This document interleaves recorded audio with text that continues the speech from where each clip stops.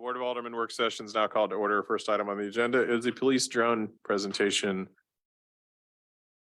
Sergeant Gerhardt's here for that.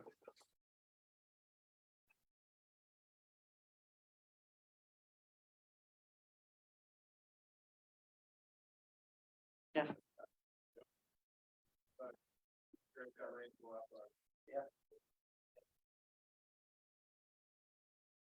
All right, so while we're waiting for the presentation, I'm Sergeant Gerhardt. I'm with the police department. We started our drone project about March of 22. So we've been on this for coming up on a year now. We were finally able to get enough funding through 10 donors. We were able to purchase a Maverick 3 thermal. So we have thermal capabilities for night flights, search and rescue missions, stuff like that. We were also able to purchase software to do modeling and mapping for crime scenes, crash scenes, things like that. We're able to create 3D models that are evidentiary in value so we can show measurements, stuff like that. We've been working on this for a while. One of our major donors is here tonight, Daryl Smith with Hero Fund USA. He funded a little over half of this project for us, so we're very appreciative of that.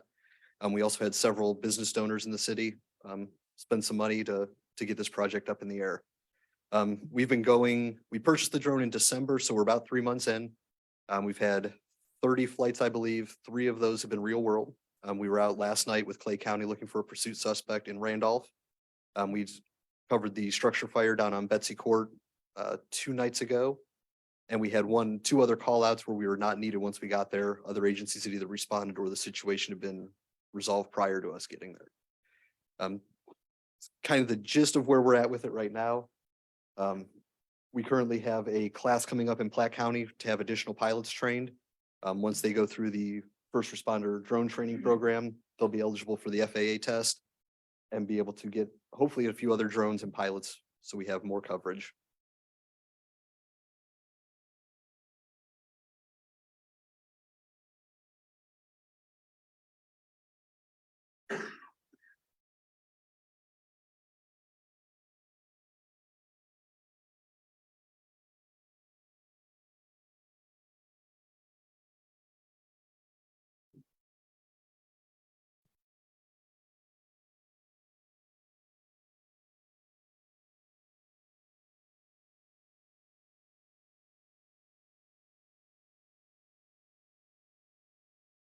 Still not going.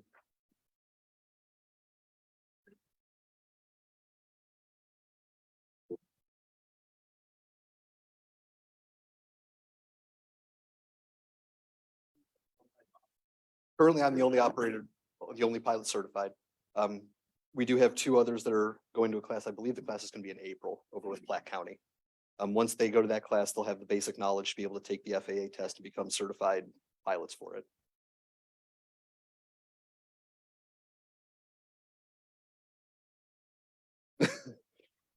And we have a few others that could.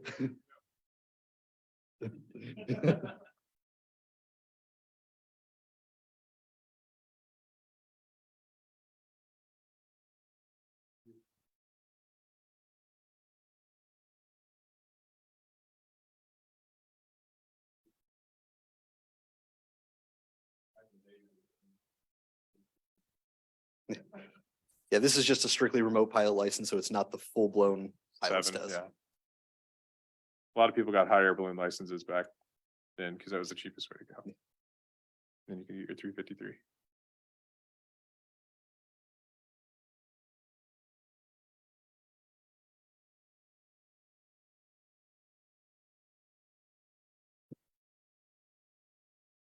But it was a big file.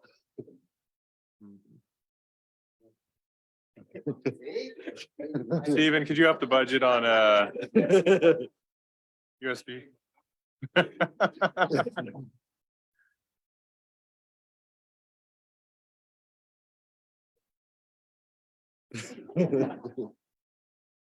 yeah.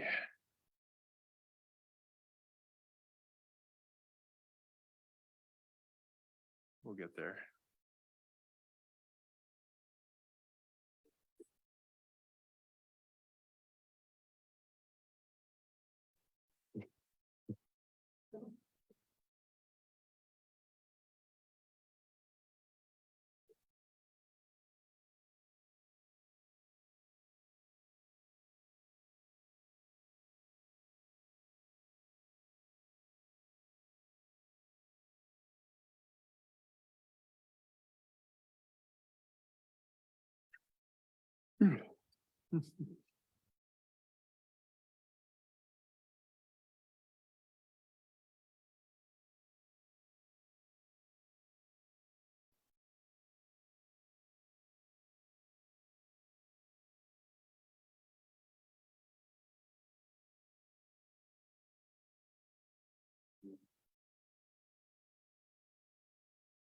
Good, awesome.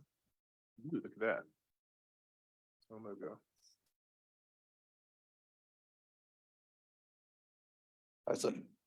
It's in March of 22, we started looking at the options. April and May, in April, I attended the Platte County Drone First Responder Program. That was a 5-day course, ground school as well as practical flight experience. In May, I went and took the FAA 107 and passed that, became certified to fly for government purposes. In May and June, we had 3 different vendors come out. I'm sorry, 2 vendors with 3 different products. We had Skydio, which is a US-based company, DJI, and Autel drones. They all came out and demonstrated their products. Based on pricing, we were basically narrowed down to DJI and Autel. DJI came in with the best price through Genpack Drones out of Oregon. They are also a company that primarily focuses on first responders. Their sales rep for our area is a retired police officer, so he has experience with drone programs for law enforcement. They were very helpful in getting us up and running. Raised a total of $9,740 to cover the drone and the software. It was through 10 donors. Like I said, a little over half of that was from Hero Fund USA. These were the 3 we were considering. The top left is the Skydio. The right is the Autel 2, Evo 2, and then the bottom is the Mavic 3, which is what we decided on purchasing. A lot of the technical specs of it, the Mavic 3 was selected. It was the lowest price, including a 5% discount from DJI that was passed through Genpack. Their rep also came out, and I believe 5 of our officers were present to get hands-on experience with it here in the boardroom. Unfortunately, weather didn't cooperate, so we weren't able to get outside to fly it. It was released shortly before our purchase, just a few months, so it's up to date. It's not going to be obsolete as quick as some of the others would have been that have been out longer. There's no functionality, no subscription costs with this. The big thing with the Skydio was it was a US base, which was a big selling point. However, everything you wanted to do with it was subscription based for multiple $1,000s per year, and it just made it cost prohibitive for our agency. Some of the tech specs on it, 26.8 mile per hour wind resistance, which is pretty good, especially where we are in Smithville. We have a lot of high winds, especially at the northern end where most of our incidences would be. So we have to have something that's going to be able to hold that wind. The hover time, flight time, obviously we want to be able to stay up as long as we can before we have to bring it back down to change batteries. It does have obstacle avoidance for any closer missions we may have near residences, structures, power lines, anything like that.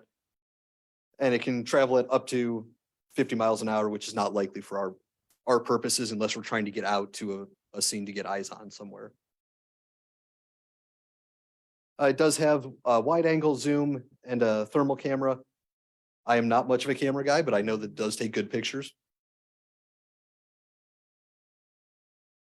The thermal actually does work really well for us. As I mentioned, we had a structure fire that we were able to see relative heat for the structure compared to neighboring houses. We were able to see the firefighters walking around the back side of the house when we couldn't see them from the street, kind of make sure there wasn't any issues back there. Last night, we had a pursuit suspect from Clay County that we were out looking for. We were able to pick up the 3 deputies and the K9 that were in the woods. Suspect was gone before we got down to Randolph. But we at least confirmed it does work. We did active shooter training in December. This was about a week after we got the drones. So we were kind of testing the capabilities of it. So this is a video that we did. This is our active shooter simulation down at the end of the hallway as the officer comes around. Just to kind of give a demonstration of what the video, the thermal especially, will show.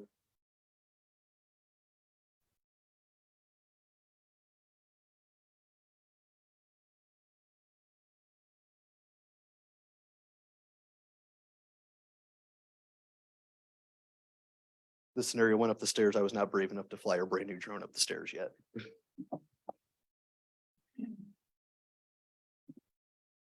You escape out of it.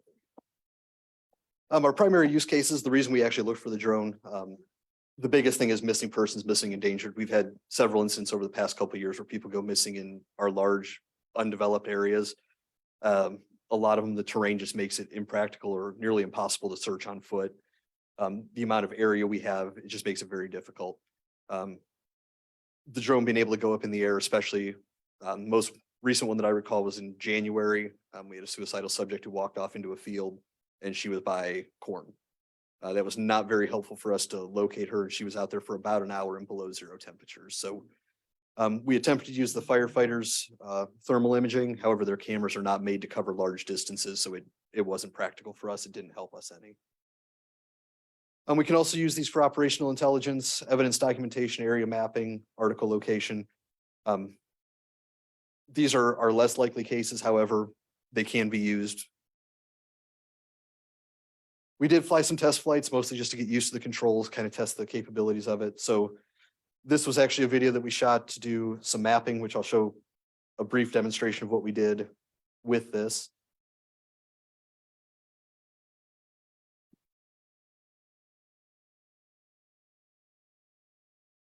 So this was up at Eagle Heights Elementary. We were actually able to fly. And we have you can see the aircraft that went past going to KCI.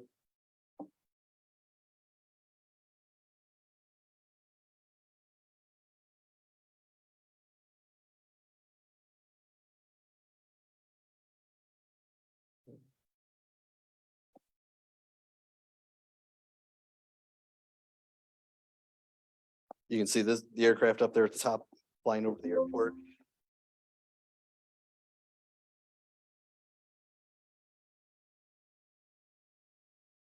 This was a still from the structure fire we had.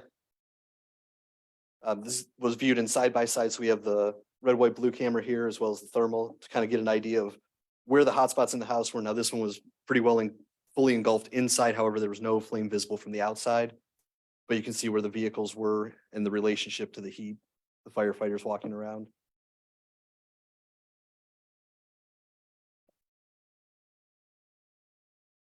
And this is a good view where you can see the relative heat compared to the neighboring residences. It doesn't pick up a whole lot as far as inside residences. I know a lot of people have privacy concerns. This isn't X-ray vision or anything like that. It'll just help us out in open areas mostly. Or if you're burning it over 1,000 degrees, we'll be able to tell.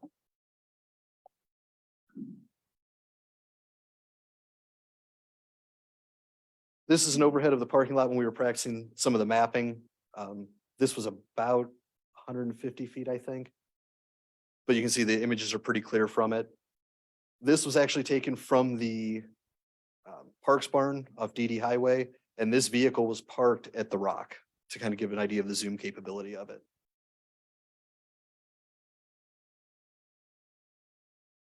And side by side, same image taken at the same time. Privacy concerns. Again, this is something we want to make sure we address right off the bat in our policy. Basically, we apply this like we do most things in law enforcement. Anywhere anybody has a reasonable expectation of privacy requires a search warrant or a warrant exception. Immediate life-saving measures, stuff like that.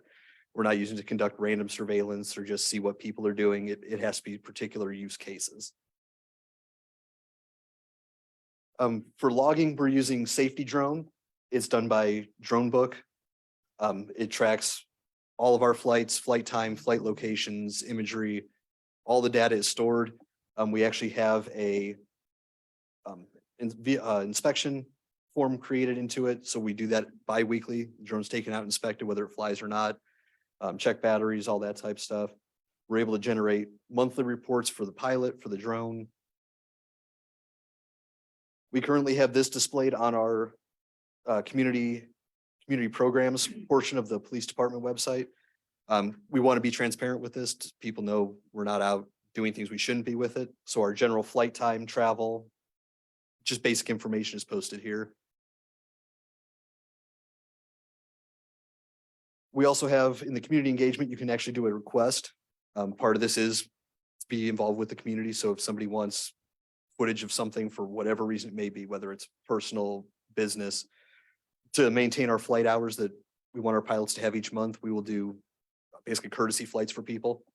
We'll get waiver signs saying, hey, you agree to let us take pictures. We'll give you the pictures in exchange for the flight time, basically.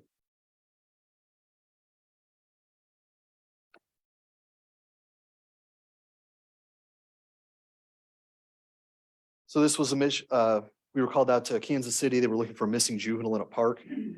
The call came out that the juvenile had just wandered off into the park. Myself and a Platte County deputy responded. Platte County beat us there. When we got there, we found out the child had been gone for about 4 hours. So we didn't need to fly the park because the Platte County had already checked the area. Our intention was to go up and cover more area at one time. Even with the mission being canceled, we were able to generate a report saying that we were called out. We responded, this was the area to be searched and that the flight did not take place. Agisoft Metashape is the modeling and mapping software we went with. There were 2 primary providers for this. One was Pix 4D and then Agisoft was the other. The Agisoft was much more user-friendly for a police officer to use. I tried demo versions of both the Pix 4D as well as Metashape. And the Pix 4D was very cumbersome to try to understand what it needed to be done as far as processing. The Agisoft is extremely intuitive. You just follow a couple simple steps and you can get models created. This is an orthomosaic we did. It basically took a bunch of small pictures and then stitched them all together based on matching points. And we were able to get this of the rear parking lot. With this, you're also able to do flight planning and then upload it directly to the drone. So you fly one mission from a higher altitude, get an overview, select the area you want to focus on, and then the software will pick the best angles, altitudes, and frequency to take those pictures. This was a case we did here for measurements. It actually comes with coded ground control points where if you know that measurement, it will adjust the scaling accordingly. So I put the case for the drone here in the middle of the floor, flew the drone around it a couple times, got some photos. We can't do it in here, but you can actually rotate this. It's a 360-degree model, so you can see different textures, angles. And then as you zoom in, it actually pulls up the photo that you took from that position. Some non-traditional uses that we will be able to use this for, obviously, again, it's about community engagement, helping the city, helping the community as a whole. We can do a Parks and Recs video up at Smiths Fork Park for the soccer fields. We can do downtown area for the events we have. Project progression videos for streets. If they're doing repaving, pipeline, stuff like that, we can get in there and get overhead footage instead of having people walking through the sites. Inspections of city facilities, public education, safety videos. Basically, you guys can think of it, got a lot of pilots in here, you know, you're limited by your imagination and airspace. Unfortunately, we don't have any restricted up here, so we're pretty well set with that. Pretty much my rundown of our program so far. Does anybody have any questions? Yes. Yes.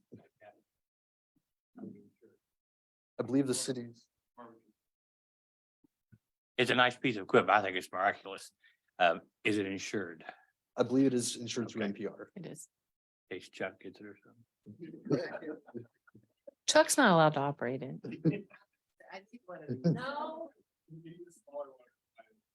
We'll 3D print one for you. So when you guys are out flying the missions, I mean, how do you guys viewing the videos? We have the controller here. We're also working with Genpack. They have actually started a live streaming from the controller where the chief, the captain, command staff would be able to view it remotely from a web browser. Yeah, I think that would be kind of cool for some activities, I guess. Yes, sir. A question about chain of custody. Yes. How is the chain of custody and where does it go through as far as and secure or storage of the video? So the video is stored on the SD card in the device. It's brought back here and uploaded directly to our servers here. It's stored we have a separate file for evidentiary video. Generic flight video, we usually review it real quick, and then if it's not evidentiary, we remove it.